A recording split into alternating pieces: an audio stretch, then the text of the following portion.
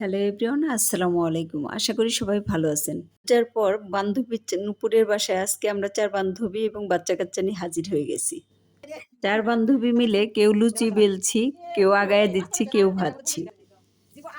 ও সবগুলো রান্নাই করে রেখেছিল। শুধু লুচিটাই গরম, গরম করে খাওয়ার জন্য বাদ রেখেছিল। সেটা এখন সবাই মিলে করছি। গল্প করতে, করতে লুচিগুলো বানানো এবং ভাজা হয়ে গেছে।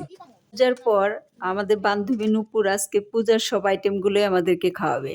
তো দেখুন কতগুলো নাড়ু বানিয়েছে সে, কত রকমের। নারিকেলের তক্তি বানিয়েছে, তিলের তক্তি বানিয়েছে, দুধের নাড়ু বানিয়েছে, গুড়ের নাড়ু বানিয়েছে, তিলের নাড়ু বানিয়েছে, চিড়ার নাড়ু বানিয়েছে, মুড়ির নাড়ু বানিয়েছে, লুচি, বুটের ডাল, সবজি, সুজি, সে একা নিজের হাতে বানিয়েছে। সে তো লক্ষ্মী মেয়ে, মোটেই পাম দিচ্ছে না। সত্যি সে প্রতি পূজার পরেই আমাদেরকে এভাবে খাওয়ায়। খাওয়ালে অবশ্য আমরাও ছাড়ি না। লোভনীয় খাবার সামনে নিয়ে আর থাকতে পারছি না। আমরা এখন খাই। তাহলে এখন সাথে থেকে ভিডিওটা দেখার জন্য সবাইকে ধন্যবাদ। ভিডিওটা ভালো লাগলে তাহলে একটা লাইক, কমেন্ট, শেয়ার দিয়ে পাশে থাকবেন।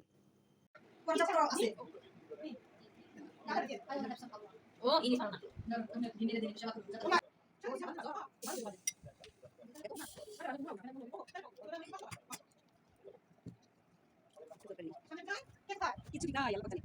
এই না আসলে আসলে তো বলি আমরা। দাওয়াত আমি আসলে আমি এসে গেলাম। আমি আর কিছু বুঝিনি।